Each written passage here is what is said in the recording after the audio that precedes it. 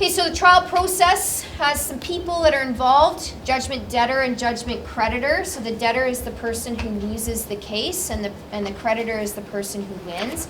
It's important not to always assume that the defendant is going to always be the debtor.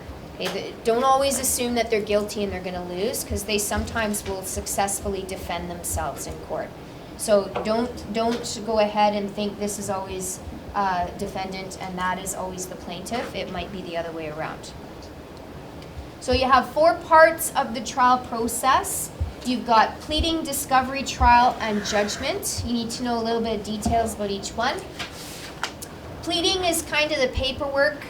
That's the beginning part where you do the paperwork. So there's a notice of civil claim that's filed by the person who's making the accusations. So Sanjeev would do up this little paperwork, and he would put in there all of the stuff that he was accusing Armin of doing. So, stealing the goats and driving over the mailbox and graffitiing the barn, right? That's what he'd put in there. Now, once he's filed that and he's actually served it to you, you get the option to file a response to that civil claim. So you can admit to nothing, admit to everything, or admit to some and not to others.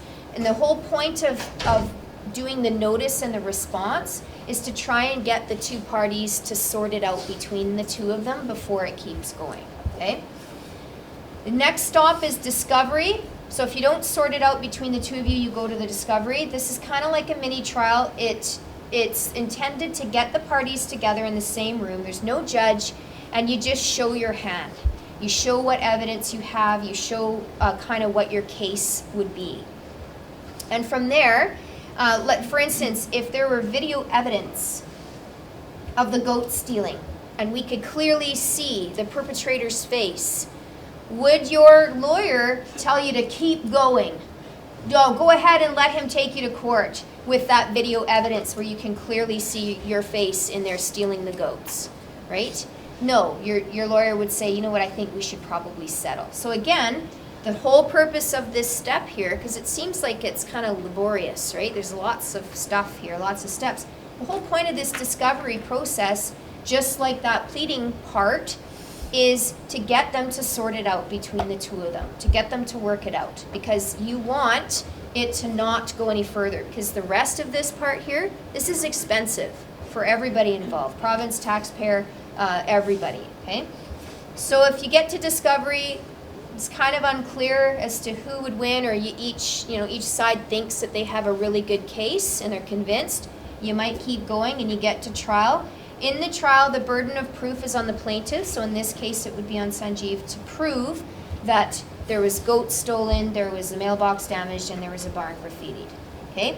And then at the end, after the trial is done, the judge would give their judgment, and they would issue a decision in order to try and resolve the issues the best they can between the 2 parties. Okay, so which party to a court proceeding files a response to civil claim? Okay, I had the accused and I had the defendant. What is the better choice? The defendant, exactly, because this is your legal terms that UBC loves so much. The accused is kind of vague, right? Which of the following occurs during the pleading process? Response to a civil claim. So none of these are during the pleading process. Pleading process is that first spot there. What else is in the pleading process? What's the other part of it? Notice, the first bit. Yeah, notice of civil claim. So let's say that these 2 guys go through their court case, and the judge says, we're gonna do a damages remedy, and I'm gonna make you pay $15,000 for those goats that you stole. Okay. So unfortunately, that you went all the way to the Supreme Court of Canada, and the decision still stands. So it's $15,000 for you. So, what do you think, Armin? Are you willing to pay that 15 grand? No. He says no way. I'm not paying it because he's a bad guy, just like we said, right? So, what is the option for the plaintiff then? You went through the court, the judge actually issued a decision and said $15,000 was supposed to be paid to him. Is that it? Is that the end of it? Does he have some options in order to get that judgment enforced? Absolutely. So there are 4 different things that can be done to enforce the judgment. Now I want to point out this first one here. Please don't forget that examination of the judgment debtor is a way to enforce a judgment. It is kind of the first step that needs to be done in order to actually get the judgment enforced. So hopefully it'll make more sense when I kind of explain things here. So examination of the judgment debtor. What's going to happen is the judge is going to say, Armin, you have to come back into court, and when you come back into court, you have to bring all of your documentation as to your assets and your wages and the things you own and everything that's kind of there and available for the judge to maybe pick out some of that cash so that the judgment can actually be paid, okay? So once he hauls him into court and the judge looks at everything, if he sees that he has some stuff, but he doesn't actually own any land and he doesn't have a job, right? So let's say somehow he has a Ferrari, okay? He's got a beautiful Ferrari. The judge would say, well, he doesn't have any property and he doesn't have a job, but he has this Ferrari. So what the judge will say is, Sheriff, go take his Ferrari, go sell his Ferrari and pay off that debt. So that would be one way that that judgment would be enforced, okay?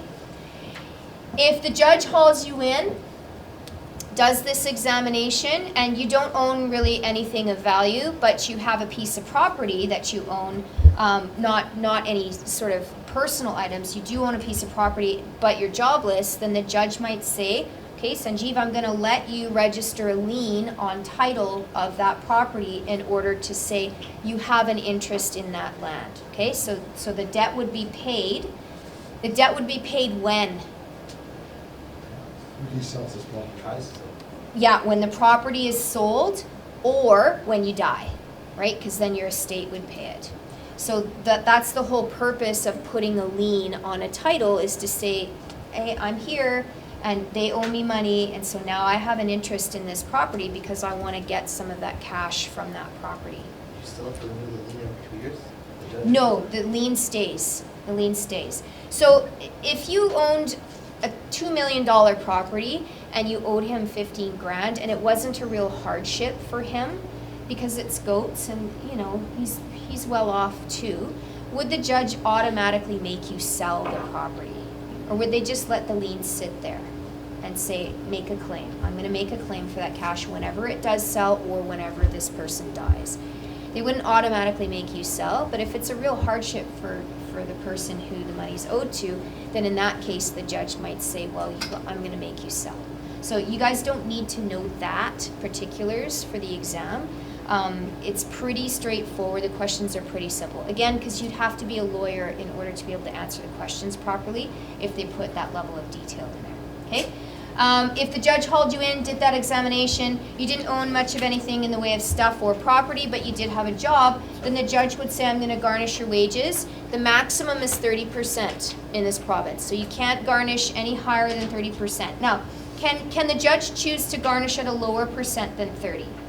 Yeah, that's okay, as long as the debt is going to be paid. So it's fine to go lower. You just, if you see 35% garnishment, that's a false statement because you're only allowed to go to 30. Even the judge is only allowed to go to 30, okay? That's the law in this province. Is there any particular order, or does it not matter? It just depends. It depends on what the person has. Yeah, like if he's got a Ferrari and a couple fur coats and some diamond, jewelry and a diamond grill, and he's got a couple pieces of property and he's got a really kick-ass job, well, the judge has his option then to choose where that $15,000 is going to come from. But if there's only one of those options, well then, if you have a job but you don't really own anything of value, then the only option is the garnishment. So it'd be great if that were always the case, that you could sort of pick and choose, but in a lot of cases you can't. Now, sometimes you got none of these going on, right? And so usually the person's put in jail at that point because they can't pay the debt, or there's some other punishment that's added on to it, depending on the situation. But you can have it so that there's nothing available as well in some situations. Okay, so which of the following is not an available course of action to a successful plaintiff seeking to enforce a judgment? What do you guys think of number 1? Execution, off with his head. Is that what they mean? What are they referring to, maybe? The writ of execution. So they're saying this one, they're being lazy. They're not being complete. They're being kind of lazy. This one's referring to that writ of execution that the sheriff can go and seize his Ferrari to sell it to pay that debt off. So yes, it is, even though it's UBC kind of being a dirty trickster there. Notice of civil claim. Is that a way to enforce a judgment? What is that part of? Pleading. It's before we even get anywhere close to the judgment. Yeah, so garnishing order and a lien, yes. Make sure that when you see the garnishing order, you're checking to see if there's a percentage attached to it, because it can be false if they give you a garnishing order of 35%, for instance.